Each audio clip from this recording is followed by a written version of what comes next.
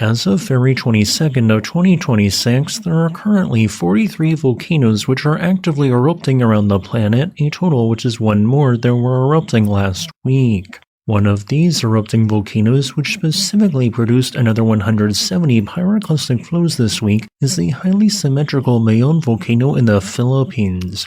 Its ongoing eruption began in December 2025 and has since largely involved the building of and then repeated partial collapse of segments of its summit lava dome.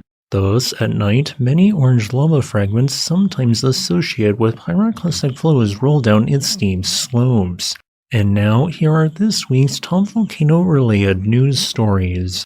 On France's Reunion Island, the erupting Piton de la Fournaise volcano produced something unexpected, a pyroclastic flow which is a rarity at the shield volcano. Meanwhile, the Teide volcano was the site of not one, not two, but three hybrid earthquake swarms this week, marking the most seismic activity it has produced since at least 2016. And in what is this week's top story, Hawaii's Kilauea volcano produced another spectacular eruptive episode, generating a series of hours-long up to 400-meter or 1,312-foot-high lava fountains. This occurred on February 15th, beginning at 1:50 p.m. local time and ending at 11:38 p.m.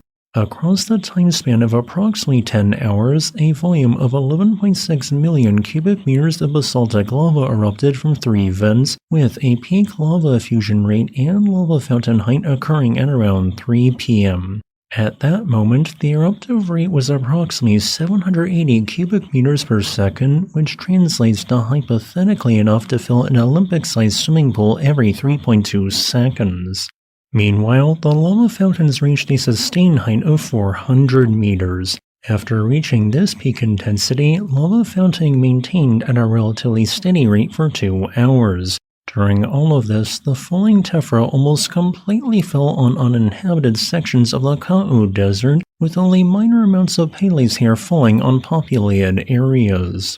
Eruptive activity subsequently decreased at a fairly steady rate until the eruptive episode ended. Now, episode 43 of Kilauea's eruptive activity is likely to begin sometime between March 5th and March 20th, 2026. Meanwhile, far offshore of Madagascar, the eruption of the Piton de la Fournaise volcano on France's Reunion Island entered its second week.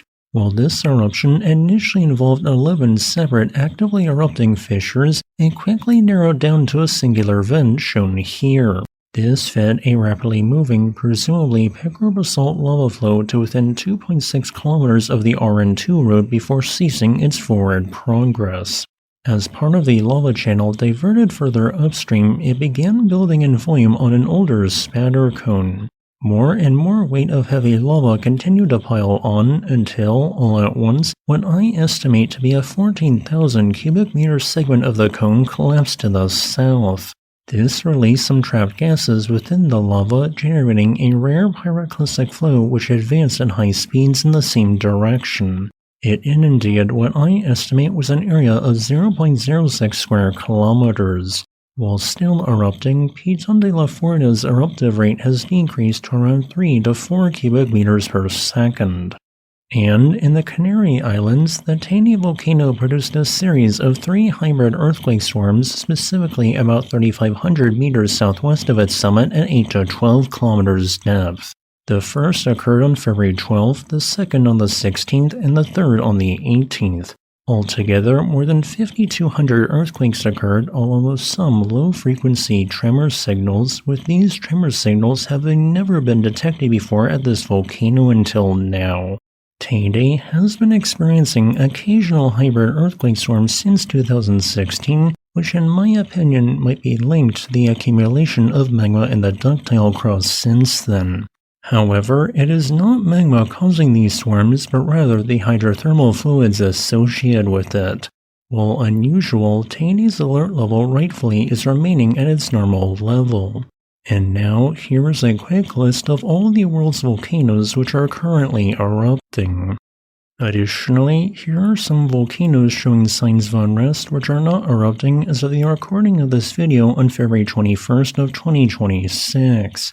As a final note, I would like to thank my new YouTube channel member who goes by the username Severe Weather Center for supporting my work.